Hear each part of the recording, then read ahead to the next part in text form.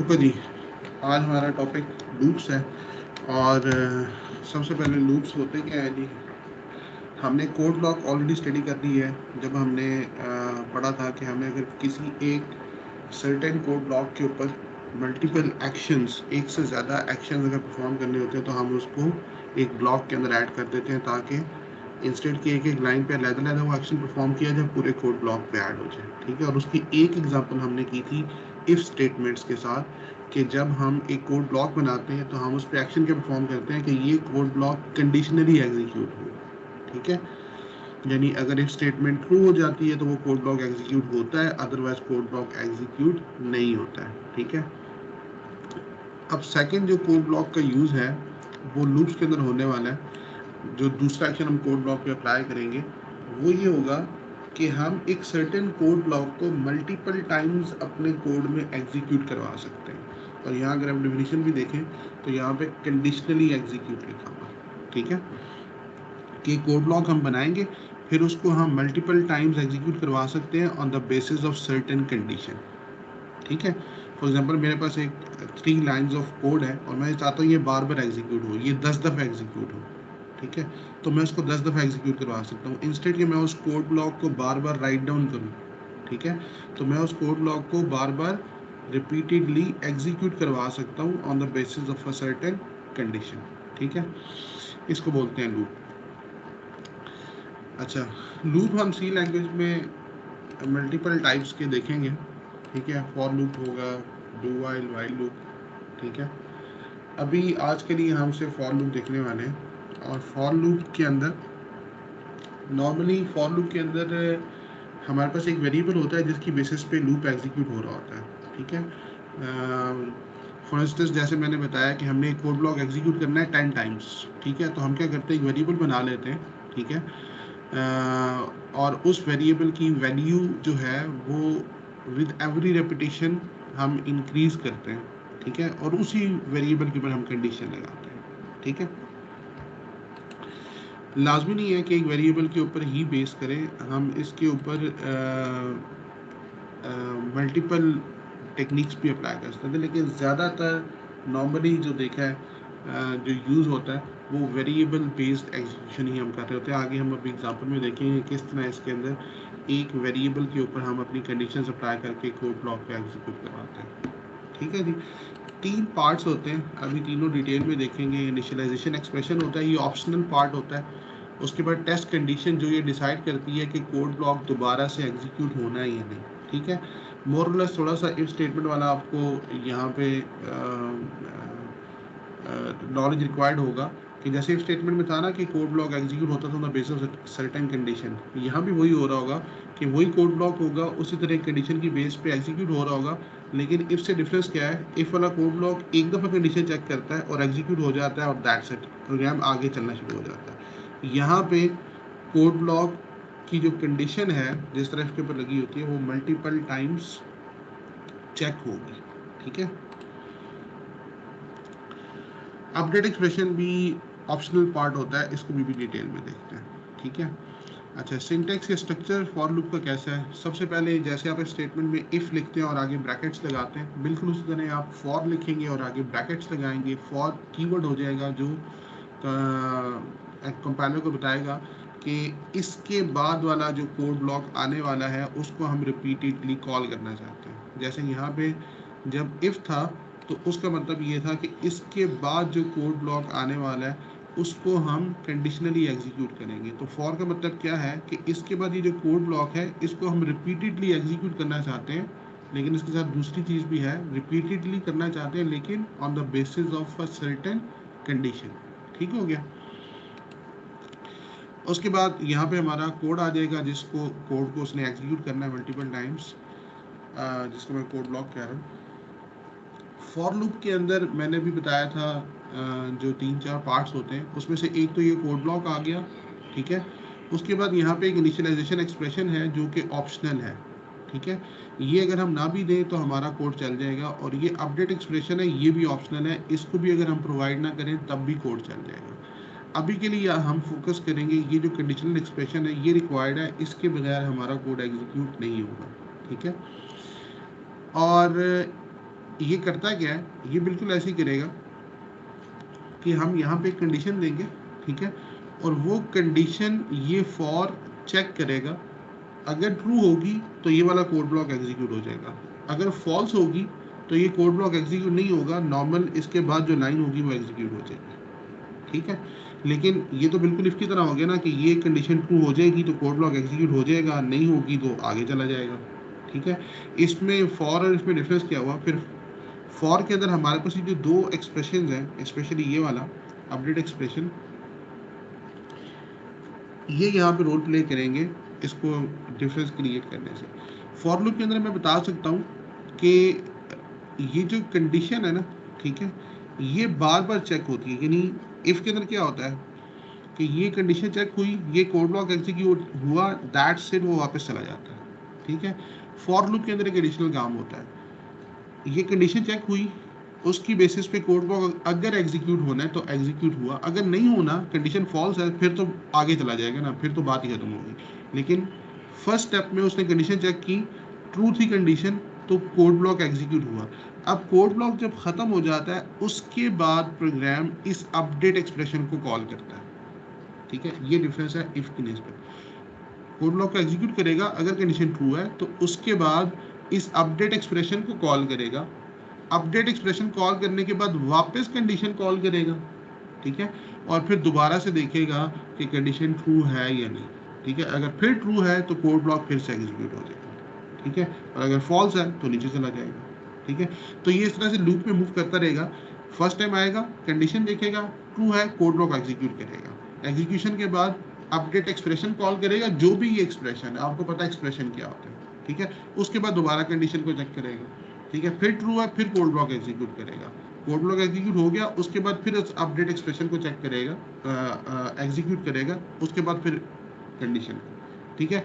तो अगर आप फॉर लूप का डिफरेंस देखें as compare to if condition, जो हमने अभी तक देखा है कि इफ कंडीशन में वो कंडीशन चेक करता है, कोड ब्लॉक एग्जीक्यूट करना है या नहीं डिसाइड करता है, और उसके बाद एग्जीक्यूट करके आगे निकल जाता है, ठीक है। यहाँ पे सिर्फ एक डिफरेंस है, कंडीशन चेक करेगा ये इफ की तरह, कोड ब्लॉक एग्जीक्यूट करना है या नहीं इफ की तरह। डिफरेंस क्या है, कोड ब्लॉक के बाद अपडेट एक्सप्रेशन को एग्जीक्यूट करता है और इसके बाद दोबारा कंडीशन एक्सप्रेशन पे आ जाता है, ठीक है, जो भी हमारा कंडीशन एक्सप्रेशन होता है। यहाँ पे भी मैंने इनिशियलाइजेशन एक्सप्रेशन की बात नहीं की है, ठीक है। ये बेसिकली क्या होता है, इसको आप समझिए कि ये फर्स्ट टाइम इस एक्सप्रेशन को एग्जीक्यूट करता है, ठीक है। अब ये भी इफ की निस्बत एक और डिफरेंस आ जाएगा। अब अगर मैं कंप्लीट फ्लो की बात करूँ तो सबसे पहले फॉर लूप इस एक्सप्रेशन को एग्जीक्यूट करेगा, इनिशियलाइजेशन एक्सप्रेशन को, उसके बाद कंडीशनल एक्सप्रेशन को एग्जीक्यूट करेगा, उसकी बेसिस पे डिसाइड करेगा कि लूप कोड ब्लॉक एग्जीक्यूट होना है या नहीं, ठीक है। उसके बाद अपडेट एक्सप्रेशन को कॉल करेगा, ठीक है।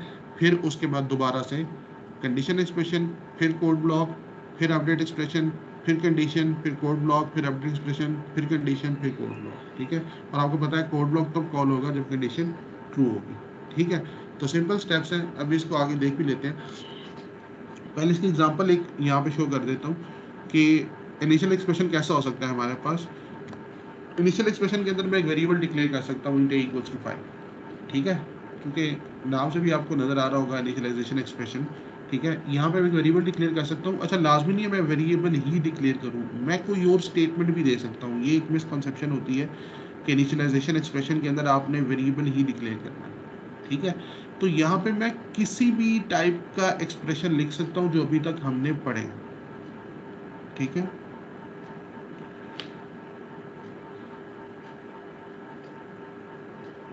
अच्छा, उसके बाद जो कंडीशन है वो किस तरह की हो सकती है, इस तरह की, जैसे कंडीशनल एक्सप्रेशन हमारे पास होते हैं a less than 10 less than 20 कुछ भी, ठीक हो गया। अच्छा, और उसके बाद अपडेट एक्सप्रेशन, ये भी किसी भी टाइप का हो सकता है, जैसे हम नॉर्मल एक्सप्रेशंस लिखते हैं, ये किसी भी टाइप का हो सकता है। यहाँ पे अगर आप अभी नोट करें तो तीनों जो स्टेटमेंट्स हैं वो एक ही वेरिएबल को बेस कर रही है। जैसा कि मैंने स्टार्ट में कहा था कि नॉर्मली फॉर लूप जो है वो सिंगल वेरिएबल के ऊपर बेस्ड करता है, ठीक हो गया। अदरवाइज डेफिनेटली यहाँ पे डिफरेंट वेरिएबल्स हो सकते हैं, ठीक है, तो एक जनरल बिल्कुल बेसिक सी एग्जांपल यहाँ पे मैंने राइट डाउन किया है, जिसमें ए की वेरिएबल है ए, जिसके ऊपर ये लूप बेस कर रहा है। सबसे पहले इनिशियलाइजेशन एक्सप्रेशन में ए की वैल्यू सेट कर रहा हूँ 5, फिर कंडीशन बता रहा हूँ कि ए की वैल्यू 10 होनी चाहिए, ठीक है, और यहाँ पे ए की वैल्यू को हम प्लस कर रहे हैं, ठीक है। अब अगर आप देखें, मैं नीचे कोड भी दिखा देता हूँ, एक यहाँ पे जो कोड लिखना है, फॉर इंस्टेंस यहाँ पे एक सिंपल सा कोड लिखते हैं, एक सी आउट स्टेटमेंट लिखी है हमने, इटरेशन नंबर 1, ठीक है, 1 तो नहीं, ऑब्वियसली ए की वैल्यू जब 5 है तो फर्स्ट टाइम इसकी वैल्यू 5 आएगी। अब इसके एग्जीक्यूशन स्टेप्स देखते हैं कि किस तरह से ये वाला प्रोग्राम, पर्टिकुलर ये वाला प्रोग्राम किस तरह से एग्जीक्यूट होने वाला है। तो सबसे पहला स्टेप क्या होगा, एक वेरिएबल डिक्लेयर हो जाएगा जिसकी वैल्यू आएगी 5, ठीक है। दूसरा स्टेप क्या होगा, ये कंडीशनल एक्सप्रेशन हमारा एग्जीक्यूट होगा, और उसके बाद अब जो तीसरा स्टेप है वो चूंकि कंडीशन पे डिपेंड करता है, अगर कंडीशन ट्रू हो जाती है तो ये वाला कोड ब्लॉक एग्जीक्यूट होगा, अदरवाइज नहीं। तो कंडीशन क्या है कि ए शुड बी लेस देन 10, तो चूंकि अभी करंटली ए की वैल्यू 5 है तो ये एक्सप्रेशन एग्जीक्यूट हो जाएगा, तो ये कंडीशन ट्रू हो जाएगी। कंडीशन ट्रू होगी, कोड ब्लॉक एग्जीक्यूट हो जाएगा, ठीक है। तो नेक्स्ट मैंने इस स्टेप को 3A का नाम दिया, क्योंकि यहाँ पे अगर कंडीशन फॉल्स हो जाती तो ये वाला स्टेप एग्जीक्यूट होता, जिसको 3B है, ठीक है। तो पहला स्टेप, ये ए की वैल्यू 5 होगी, दूसरे स्टेप में उसने चेक कर लिया ए की वैल्यू लेस देन 10 है या नहीं, ठीक है, और तीसरे स्टेप में अगर ट्रू है तो इस कोड ब्लॉक को एग्जीक्यूट कर दिया, ठीक है। उसके बाद अगर ये ट्रू हो गया तो हमें पता है उसके बाद इसने क्या करना है, इस अपडेट एक्सप्रेशन को कॉल करना है। जब अपडेट एक्सप्रेशन को कॉल करेगा तो देखें अपडेट एक्सप्रेशन क्या कर रहा है, बेसिकली ए की वैल्यू को एक नंबर से इंक्रीज कर रहा है, इक्वल्स टू a + 1 कर रहा है, तो ए की वैल्यू क्या हो जाएगी 6, ठीक है। तो अब अगर आप नोटिस करें हमारा जो एग्जीक्यूशन है, फर्स्ट टाइम तो ए की वैल्यू 5 होगी और कंडीशनल एक्सप्रेशन ट्रू हो गया, इसने एक वैल्यू प्रिंट कर दी, ठीक है। उसके बाद ये एक्सप्रेशन ए की वैल्यू को 1 प्लस कर रहा है, ठीक है, और इसके बाद प्रोग्राम कहाँ जाएगा, वापस इस कंडीशन के पास, ठीक है। तो ये जो कंडीशनल एक्सप्रेशन है ये दोबारा से चेक करेगा कि ए की वैल्यू लेस देन 10 है या नहीं, ठीक है, जो कि इस दफ़ा फर्स्ट इटरेशन के बाद 6 हो जाएगी, ठीक है। यानी पहले ए 5 थी, इसने कंडीशन चेक की, ट्रू हुई, इसको एग्जीक्यूट किया, इसने वापस अपडेट एक्सप्रेशन पे लाया, अपडेट एक्सप्रेशन उसको क्या कर दिया 6, और अपडेट के बाद दोबारा ये वाला स्टेप फॉलो होगा, ठीक है। तो फिर इसको क्या वैल्यू मिलेगी 6, तो ये चेक करेगा 6 लेस देन 10 है या नहीं, ठीक है, अगर ट्रू होगा तो फिर इसको एग्जीक्यूट करेगा, ठीक है।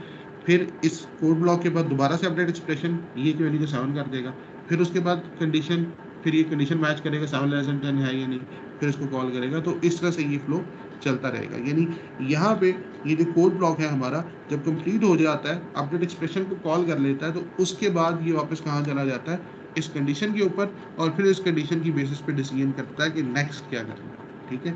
तो अगर ये ऑब्वियसली ट्रू है तो यहाँ पे, अदरवाइज फॉल्स है तो यहाँ पे।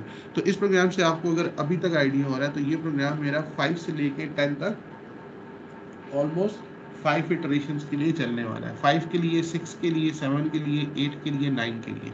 जब वैल्यू 10 हो जाएगी ए की तो 10 लेस देन 10 कंडीशन फॉल्स हो जाएगी, तो प्रोग्राम कोड ब्लॉक एग्जीक्यूट नहीं करेगा, इस कोड पर आ जाएगा 3B वाले स्टेप को, ठीक है। इस प्रोग्राम को 1 बाय 1 एक जो है वो एग्जीक्यूट करके देखते हैं किस तरह से एग्जीक्यूट होने वाला है। ये सिंपल सा प्रोग्राम है हमारा, यहाँ पे मैंने वैल्यू थोड़ी चेंज कर दी है एक्सप्लेन करने के लिए, ठीक है। आई इक्वल जो है वो 1 है, 1 से लेके 5 तक लूप में चलना है, ठीक है,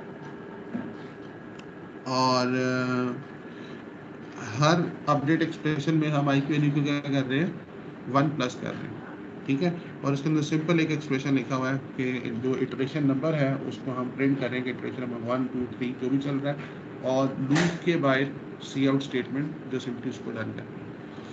अच्छा, अब फर्स्ट स्टेप में क्या होगा, यहाँ पे मैंने एक टेबल बना दी है जिसके अंदर हम डिस्प्ले करेंगे कि हर एक स्टेप पे क्या होने वाला है, ठीक है। तो जब फर्स्ट टाइम फॉर लूप चलेगा तो सबसे पहले इनिशियलाइजेशन एक्सप्रेशन चलेगा और आई की वैल्यू क्या हो जाएगी 1, ठीक है।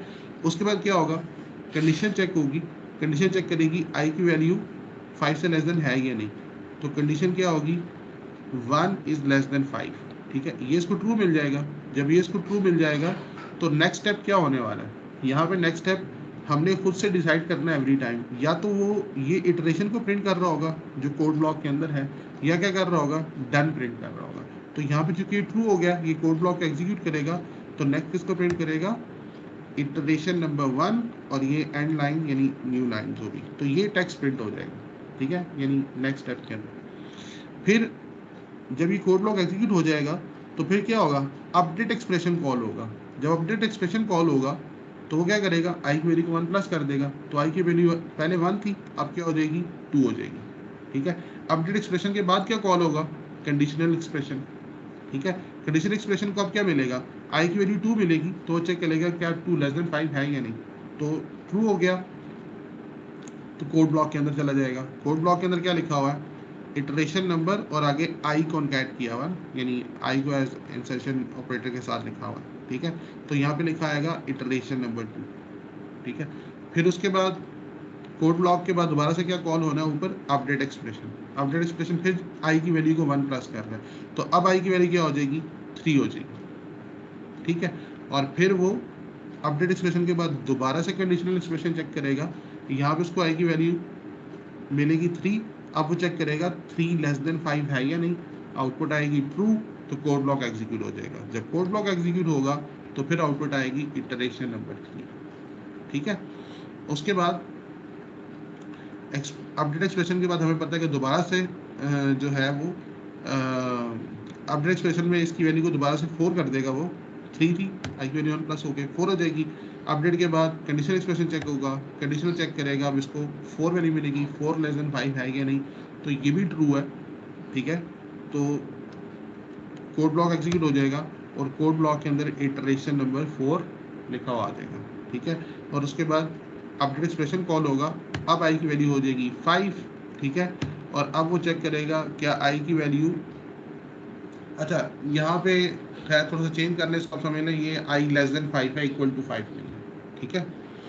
यहाँ पे थोड़ा सा गलत लिखा हुआ है, तो आई अगर लेस देन 5 होगा तो वो चेक करेगा 5 लेस देन 5, तो फॉल्स आ जाएगा, ठीक है। जब फॉल्स आएगा तो अब नेक्स्ट स्टेप कोड ब्लॉक नहीं होगा, अब नेक्स्ट स्टेप क्या होगा, सी आउट स्टेटमेंट, कोड ब्लॉक के बाहर चला जाएगा ना, तो फिर क्या प्रिंट करेगा, सी आउट स्टेटमेंट, ठीक है जी।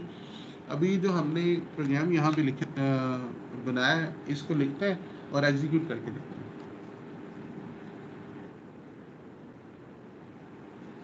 अच्छा,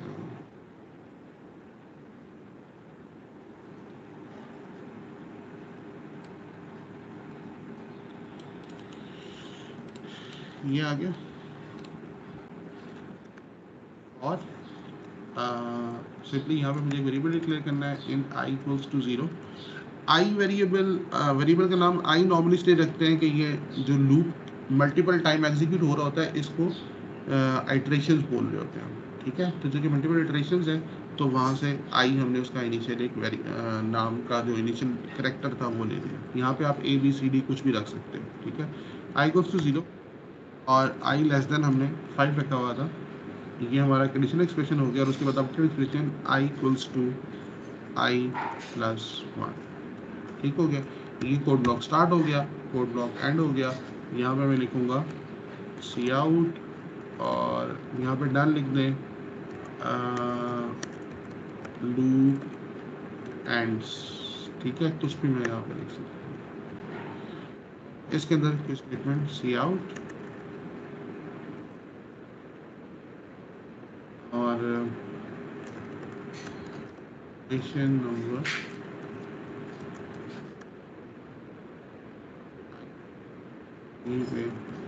एंड ऑफ लाइन, ठीक है। प्रोग्राम को जब एग्जीक्यूट करूँगा,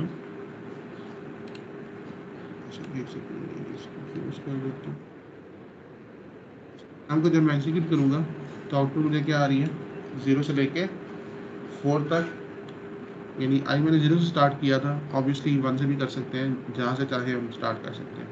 तो अगेन उसी तरह से आप प्रोग्राम को अपने जो है वो ब्रेन में एग्जीक्यूट करके सोच सकते हैं कि वैल्यूज़ किस तरह से प्रिंट हो रही हैं। सबसे पहले फॉर लूप ने इनिशियलाइजेशन एक्सप्रेशन को कॉल किया तो आई की वैल्यू 0 होगी, ठीक है। उसके बाद कंडीशनल एक्सप्रेशन को चेक किया तो 0 लेस देन 5 था, ठीक है, लूप के अंदर आ गया। लूप के अंदर आया तो इटरेशन नंबर और आ गया आई की वैल्यू, तो यहाँ पे लिखा इटरेशन नंबर और आ गया आई की वैल्यू। फिर end of line next line पे चला गया, ठीक है। फिर उसके बाद कोड ब्लॉक जब खत्म हुआ तो फिर किसको कॉल करेगा, अपडेट एक्सप्रेशन को। अपडेट एक्सप्रेशन को कॉल किया, पता चला आई की वैल्यू 1 प्लस हो गई, ठीक है। तो आई की वैल्यू को 1 प्लस कर दिया, आई की वैल्यू अब 0 के बजाय 1 होगी। फिर उसके बाद वापस कंडीशनल स्टेटमेंट पे, अब यहाँ पे इसको मिलेगा 1 लेस देन 5 है या नहीं, कंडीशन ट्रू होगी, ब्लॉक के अंदर चला गया, इटरेशन नंबर और 1 प्रिंट कर दिया। अच्छा, अब ये लाजमी नहीं है कि जिस तरह से मैंने लिख दिया बस ये ऐसे ही देगा, ठीक है। ये तो एक प्रोसेस है जिसके थ्रू आप फॉर लूप को डिफाइन कर रहे हैं, ठीक है। अदरवाइज जब जब जिस तरह की रिक्वायरमेंट होगी हम उस तरह से अपने लूप को एडजस्ट कर सकते हैं। फॉर इंस्टेंस मुझे अभी नंबर्स प्रिंट करने हैं स्क्रीन पे, ठीक है। मैं यहाँ पे क्या करता हूँ, इटरेशन नंबर के बजाय अब थोड़ा सा प्रैक्टिकल किसी प्रोग्राम की तरफ आ जाते हैं। लेट्स सपोज मुझे नंबर प्रिंट करने हैं 5 से लेकर 10 तक, ठीक है। तो मैं क्या करूँगा, इस आई को 5 से स्टार्ट करूँगा और कहाँ तक लेके जाऊँगा, या तो लेस देन 11 कर दूं क्योंकि 5 से लेके 10 तक मुझे प्रिंट करने हैं, या लेस देन इक्वल टू 10 कर दूं। और आई इक्वल आई प्लस 1 और यहाँ पे सिंपली आई प्रिंट करूँ और एंड ऑफ लाइन। अब अगर इसको मैं एग्जीक्यूट करता हूँ तो आप देखेंगे कि ये क्या करेगा, 5 से लेके 10 तक वैल्यूज को प्रिंट करेगा। अच्छा, सपोज अब थोड़ी सी रिक्वायरमेंट और चेंज करते हैं कि मुझे 5 से 10 तक क्या करना है, 1 से 10 तक मैं वैल्यूज प्रिंट करना चाहता हूँ, लेकिन 1 से 10 तक मैं इवन नंबर्स प्रिंट करना चाहता हूँ, ठीक है। ये भी रिक्वायरमेंट हो सकती है। तो फिर क्या करूँगा, अच्छा पहला इवन नंबर तो मुझे पता ही है, 2 से स्टार्ट करूँगा, फिर 1 से तो नहीं करूँगा, ठीक है। अच्छा, पहला नंबर 2 है तो यहाँ पे फिर मैं आई प्लस 1 के बजाय आई प्लस 2 अगर कर दूँ, ठीक है। तो हर इटरेशन के बाद, यानी हर कोड ब्लॉक के एग्जीक्यूशन के बाद मुझे पता है अपडेट एक्सप्रेशन कॉल होता है। अपडेट एक्सप्रेशन क्या करेगा, आई की वैल्यू 2 में 2 प्लस करेगा, ठीक है। तो हर दफ़ा 2 प्लस करेगा अगर आप देखें तो, क्योंकि ये हर दफ़ा कॉल होना है। तो आई की वैल्यू पहली दफ़ा 2 होगी और सेकेंड टाइम क्या हो जाएगी 4, फिर 6, फिर 8, फिर 10। अब मैं इसको जहाँ तक मर्जी लेके चला जाऊँ, ठीक है। अब मैं इसको करता हूँ, अब मेरे पास आउटपुट क्या आएगी, 2, 4, 6, 8, 10, ठीक है। तो अपनी रिक्वायरमेंट के अकॉर्डिंगली हम अपने प्रोग्राम को चेंज कर सकते हैं। अच्छा, अब थोड़ा सा यहाँ पे जो कोड ब्लॉक के अंदर हम काम कर रहे हैं इसको चेंज करके देखते हैं। फॉर इंस्टेंस मुझे अगर कोई टेबल प्रिंट करना है जस्ट लाइक दिस, जैसे हमारे पास बचपन में लिखते थे 5 × 1 = 5, ठीक है। मैं फिर 5 2 10 इस तरह से लिख रहे होते थे, 5 3 15, ठीक है। कुछ इस तरह की अगर मेरी रिक्वायरमेंट है इसको कहीं साइड पे लिख लें, तो मेरी रिक्वायरमेंट है तो मैं ये भी अचीव कर सकता हूँ। अगर आप इस लूप्स लगाने के लिए आपको अपनी जो आउटपुट, जो डिजायर्ड आउटपुट होती है उसके अंदर सिर्फ एक सीक्वेंस सर्च करना होता है कि सीक्वेंस क्या है, ठीक है। अगर मैं इसको थोड़ा सा मजीद भी आगे लिखूँ, 5 4 क्या हो जाएगा 20। तो अगर आप देखें यहाँ पे जो सीक्वेंस बन रहा है, जो पहला नंबर है ना वो तो बाय ऑल मीन्स 5 है, ठीक है। जो आखिरी नंबर है वो फर्स्ट और सेकंड का मल्टीपल है, ठीक है। तो इट मीन्स पहला नंबर तो मैं स्टैटिकली 5 लिख दूंगा, कोई प्रॉब्लम ही नहीं है। जो लास्ट नंबर है वो मैं फर्स्ट और सेकंड को मल्टीप्लाई करके अचीव कर सकता हूँ, ठीक है। तो सिर्फ जो नंबर चेंज हो रहा है यहाँ पे वो कौन सा है, सेकंड नंबर। तो इट मीन्स अगर सेकंड नंबर के ऊपर हम लूप चला दें, ठीक है, तो ये स्टेटमेंट्स हम हर इटरेशन के ऊपर अचीव कर सकते हैं, ठीक है। कैसे करेंगे, लूप किस पे लगाऊंगा, अब मुझे ऑब्वियसली ये 5 तो स्टैटिक चाहिए, मैं यहाँ पे इसको ले लेता हूँ, ठीक है। ये मैंने 5 लेदर से इसलिए लिया है कि 5 को फिर मल्टीप्लाई भी तो करना होगा ना, ठीक है। तो अगर 5 स्टैटिकली लिख देता हूँ तो फिर हर दफ़ा स्टैटिकली हर वो मल्टीप्लाई हो रहा होगा। चलिए स्टैटिकली करने के लिए सी आउट स्टेटमेंट। अच्छा, सबसे पहले क्या लिखना है, मुझे 5 लिखना है, तो 5 एज इट इज लिख देता हूँ। उसके बाद थोड़ी स्पेस है, स्पेस दे दिया, ठीक है। उसके बाद x लिखा हुआ, फिर x लिख दिया, फिर स्पेस दे दिया। उसके बाद जो नंबर लिखा हुआ वो रिपीट, ठीक है। तो जो नंबर रिपीट हो रहा होता है वो हम i में ले लेते हैं, ठीक है। तो i कहाँ से, 1 से लेके लेट्स सपोज 10 तक मुझे प्रिंट करना है, तो i की value 1 less than equal to 10 already हो रहा है, और हर इटरेशन पे i की वैल्यू 1 स्टेप इंक्रीज हो रही है, ठीक है, तो +1 कर दिया। अच्छा, ये जो स्टेटमेंट है ये यहाँ तक आउटपुट ले आएगी। उसके बाद ये जो 1 2 3 4 लिखा हुआ है ये मैं आई से ले लूँगा, क्योंकि हर इटरेशन पे ये और उसके बाद अगर आप देखें तो फिर स्पेस है, और उसके बाद फिर इक्वल है, फिर स्पेस है। ओके, तो फिर स्पेस इक्वल और फिर स्पेस लगा दिए। ठीक है, उसके बाद क्या है, उसके बाद ये वो नंबर है जो मैं बता रहा था कि इन दो नंबर्स का मल्टीपल है।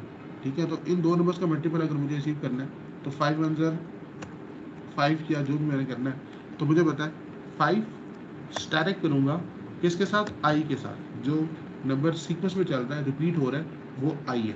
ठीक है, या इसको अगर मैं थोड़ा मज़ीद सिंप्लीफाई करना चाहता हूँ तो यहाँ पे एक वेरिएबल इंट रिजल्ट के नाम से बना लेता हूँ, 5 मल्टीप्लाई आई कर देता हूँ। ठीक है, और यहाँ पे रिजल्ट लिखता हूँ। ठीक है, प्रोग्राम है ये वाली आउटपुट जनरेट करेगा। 11 करता हूँ इसको, आउटपुट देखता हूँ। आउटपुट तो सम हाउ ठीक आ गई है, 5 × 1 5, और फिर ये नेक्स्ट वाला 5 उसके साथ सामने लिखा हुआ है। बेसिकली नेक्स्ट लाइन में नहीं किया हमने, बाकी आउटपुट एक ही लाइन में आ गया। ओके, तो यहाँ पे फाइनली हम एंड लाइन कर देते हैं ताकि हमारी जो आउटपुट है वो एक ही लाइन के अंदर आ जाए। ठीक हो गया जी। अब देखें 5 1 ज़र 5, 5 2 ज़र 10, 15 व्हाटएवर जो भी। अब इसको भी मज़ीद हम कंट्रोल कर सकते हैं जिस तरह से भी हम करना चाहें। ठीक है, क्योंकि बाकी जो हमारी अभी तक की नॉलेज है उसको भी हम यूटिलाइज कर सकते हैं। एक तो ये जो यहाँ पे मैंने नंबर 5 ले लिया, ठीक है, इसको मैं स्टैटिकली डाल दिया, तो व्हाट इफ कि ये नंबर मैं यूज़र से ले लूँ, प्रोग्राम थोड़ा सा ज़्यादा डायनामिक हो जाएगा। ठीक है, तो यहाँ पे मैं ये भी कर सकता हूँ, इंट एन करके आउट करूँ और please enter a number, user से ले लिया। ठीक है, यहाँ पे कॉलर लगा देता हूँ, यूज़र से नंबर, और यहाँ पे लिख दिया एन, एन का नंबर आ गया, और फिर इस एन को जहाँ जहाँ 5 लिखा हुआ उससे रिप्लेस कर दिया। ठीक है, ऑब्वियसली ये अब उसके अंदर पहले स्टैटिक लिखा हुआ था। ठीक है, अब यहाँ पे एन लिख के यू करना पड़ेगा। ठीक है, तो बस रिजल्ट तो एन से मल्टीप्लाई होके आ रहा है, तो अब ये प्रोग्राम ज़्यादा डायनामिक हो जाएगा। जो यूज़र से हम नंबर लेंगे वही उसी नंबर का टेबल प्रिंट होगा। ठीक है, F11 करते हैं, प्लीज़ एंटर नंबर, अब मैं कह देता हूँ 7। अब जो प्रिंट करूँगा तो 7 प्रिंट हो जाएगा, तो प्रोग्राम ज़्यादा डायनामिक हो गया। तो इट ऑल डिपेंड्स कि आपको अपने प्रोग्राम किस तरह से बनाना है।